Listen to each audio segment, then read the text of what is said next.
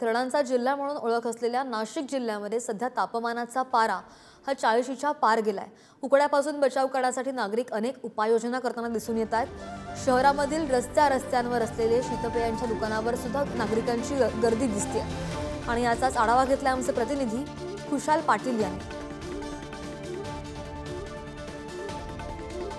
थंड हवेचं ठिकाण म्हणून नाशिककडे बघितलं जातं, मात्र गेल्या 10 वर्षात नाशिक पहिल्यांदाच 40शी पार गेलेलं आहे।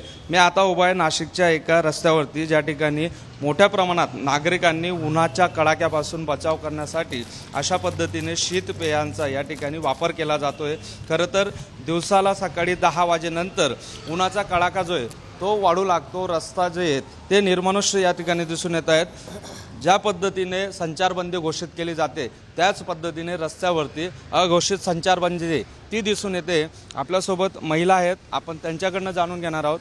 काही खरं तर नाशिक हे थंड हवेचं ठिकाण म्हणून ओळखलं जातं, मात्र आता गेल्या 10 वर्षानंतर पहिल्यांदा नाशिकमध्ये एवढा उकाडा दिसून येतोय।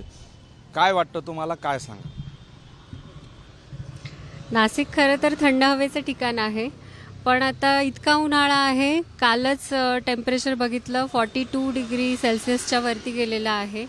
मी ॲक्च्युली बँकेमध्ये जॉब करते, दिवसभर आम्ही AC मध्ये असतो, त्यामुळे आज सुट्टीच्या दिवशी जेव्हा मी बाहेर पडत आहे तेव्हाच मला कळतंय की दिवसभर धावपळ करणाऱ्या लोकांचे काय हाल होत असतील। अगदी कितीही थंड आपण पेय घेतले तरी पण काही त्याचा उपयोग होत नाहीये।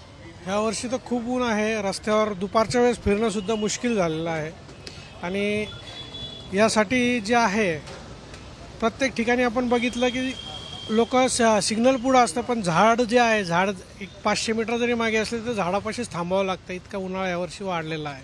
व्हिडिओ जर्नलिस्ट जय साबळेसह खुशाल पाटील, पुढारी न्यूज, नाशिक।